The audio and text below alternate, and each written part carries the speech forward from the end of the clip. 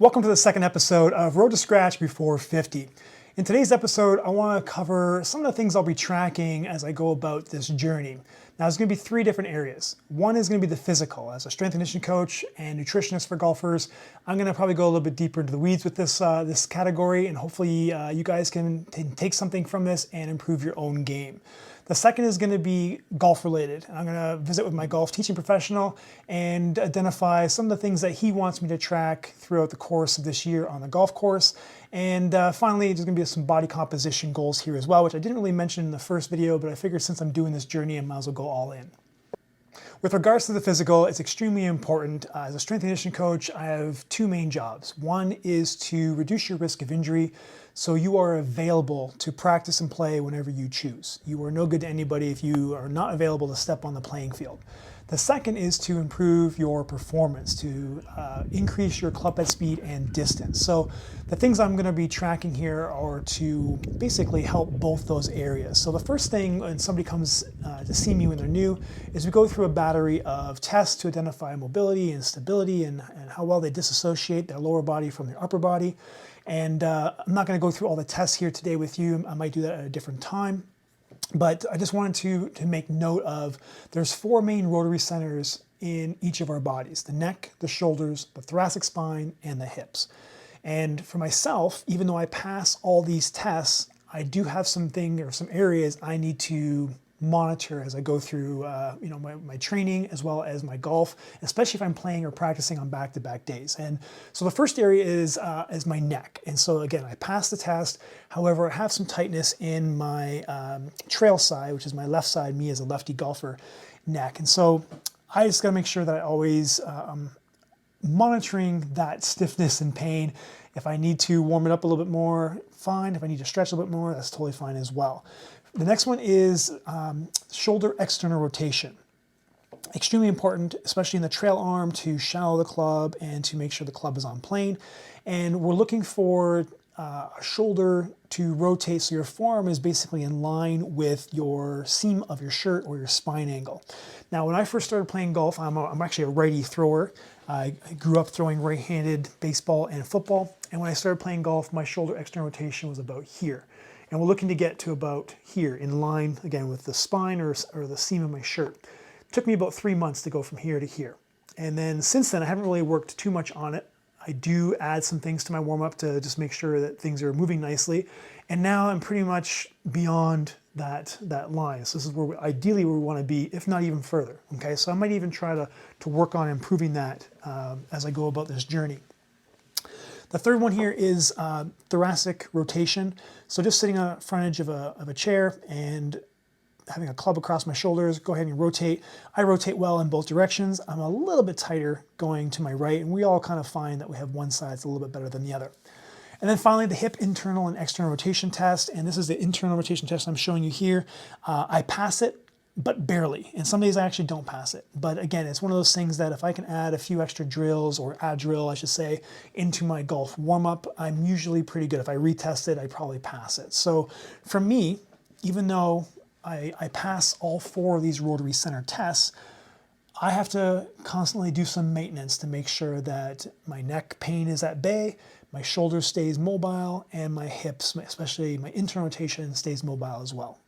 The next set of tests I like to use are power and strength testing. Now, this is great for those who have graduated from my Bombs to Birdies program, which is a movement and elementary strength-based program, and have graduated into the legacy program, where our main goals now are to improve your performance. And we do that by increasing club head speed and distance. So we do power and strength testing because we need to identify what your limiting factor or factors are into why you can't or how you can create more club head speed. So with power testing, there's a number of ways you can do this. I'm using jump impulse for my lower body test, and I'm using a med ball seated throw for my upper body. Now, before I get into that, recent research from Brendan et al. Basically identified the main characteristics that go into increasing club head speed. And as you can see at the top here is jump impulse. Think of jump impulse as like your 0 to 60 speed. How fast, how explosive can you get off the line, okay? Second is your upper body explosiveness. And then going into upper and lower body strength, and there's some jump metrics down there as well, including jump height. Now, TPI, the Titleist Performance Institute, uses jump height, and they have some good stats here of what you should be looking for both men and women. So roughly for men, it's 20 to 24 inches, and that's with a test using an arm swing. Jump impulse, we use the counter movement jump, which is no arm swing. It's basically arms or hands by your side, and they're just jumping up. Now, the way to measure this is through force plates. I don't have force plates. The majority of my clients don't have force plates.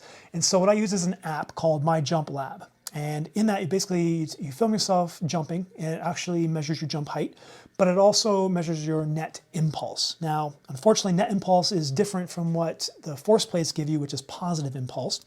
And so long story short, I basically multiply my net impulse by 30%, take that number, add it back to my net impulse, and that gives me a ballpark positive impulse. Not perfect.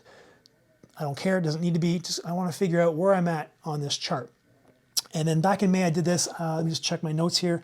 Back in May I did this, I was at 336, and then when I retested in the mid-July, I was up at 385. So I went from lower 25% to just shy of top 25% in a short amount of time. Now the seated med ball throw, you're going to sit on the edge of a chair, grab a med ball. It's roughly 1 pound of med ball for every 20 pounds of body mass. And then without any, basically from a dead stop, without any stretch reflex, you're going to launch it off your chest as far as you can and measure that distance. So once again, the Titleist Performance Institute has some good stats here. And for men, looking for about 19 to 23 feet. When I started, I was at 20 feet back in May, and it increased to 22 feet in mid-July. Moving into strength testing, so I really just use the isometric mid-thigh pull, and I've kind of created my own. So let's go over that first, and I'll kind of give you something you can do at home. So the isometric mid-thigh pull, again, is to be used with force plates. You set up in a squat rack, the bar is underneath the pins, and you're pulling as hard as you can against an immovable object, and how much force gets put into the plates gets measured. I don't have that, so I went and built my own using a crane scale. And basically, even though both are measured in newtons, it's not the same measuring apparatus, so I don't know how accurate it is, but I'm using their stats. So again, not perfect, but it's going to be in a ballpark. Now, my clients, again, don't have access to force plates. I don't expect them to go out there and make their own isometric mid-thigh pull. So what you can do is an an estimated 8 repetition split squat test. And what that is for the sake of easy math, let's say I'm 200 pounds. We're going to divide that by 2, so it's 100 pounds. We're going to divide that by 2 to get the weight of the dumbbell on each hand, so that's 50 pounds per hand.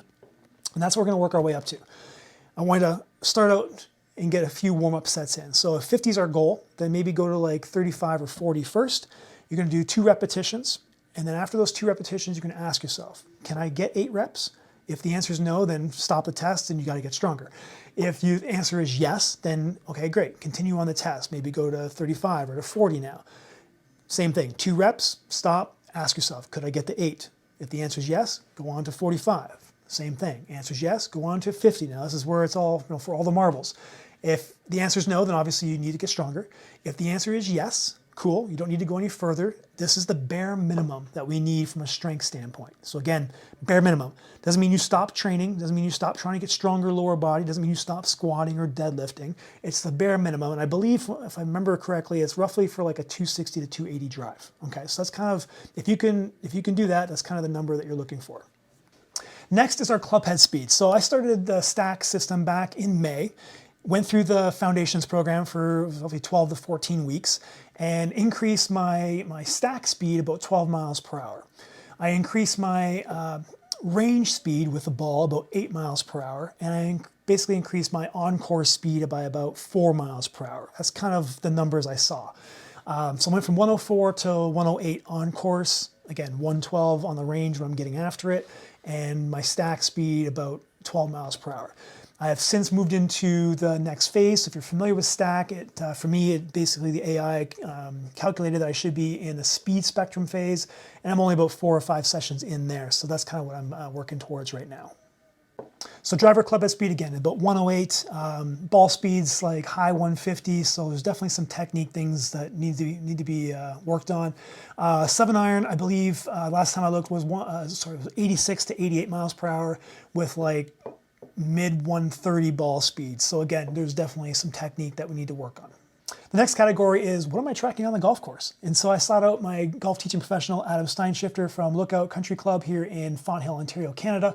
And he identified 7 things that I should be tracking on the golf course. So the first is going to be, how many playable drives do I have? This is going to be an area I need to work on. How many greens in regulation? How many greens in regulation inside 20 feet? How many 3 putts? How many 2 chips? Okay.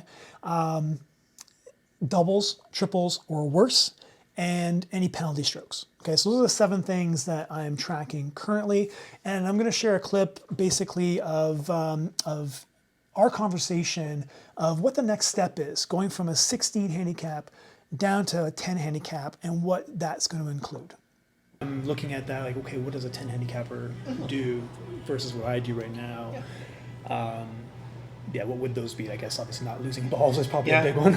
It's funny because actually there's like from a 10 index, just listened to the podcast not so long ago, it's about 6.5 fairways, we'll call it. So I'm not even concerned so much about fairways as much as like playable drives. And then like they're like 6.5 greens around.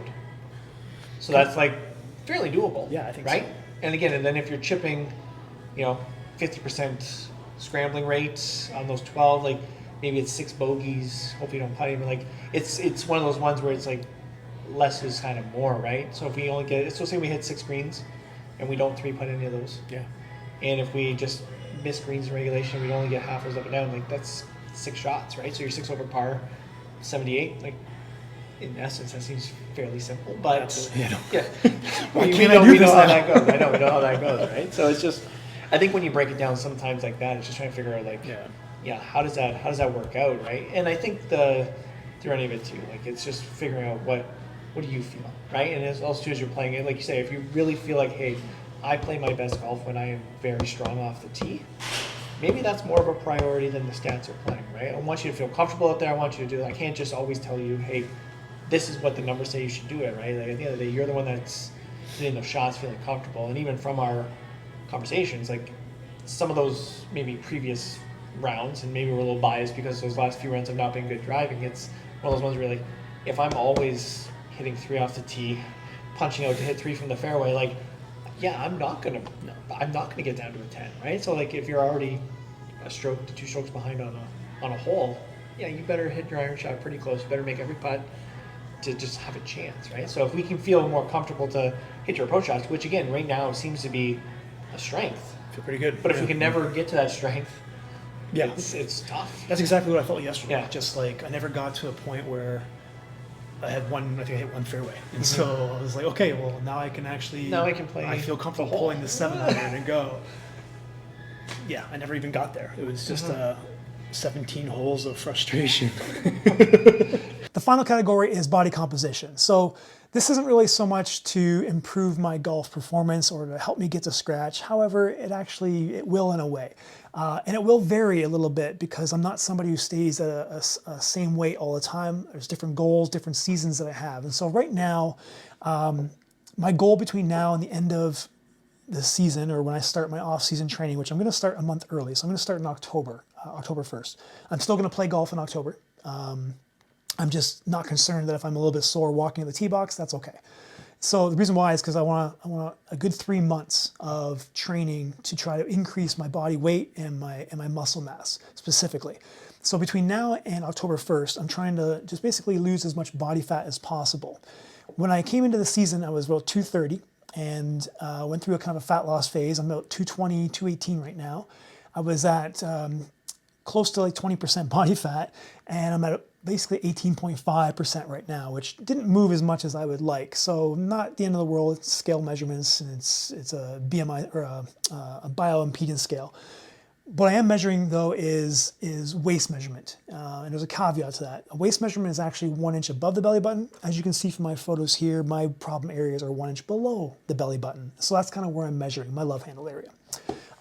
That's my goal, is to get that from as 39.5 back in May, currently at 38 right now. Would love to get that down to a 36.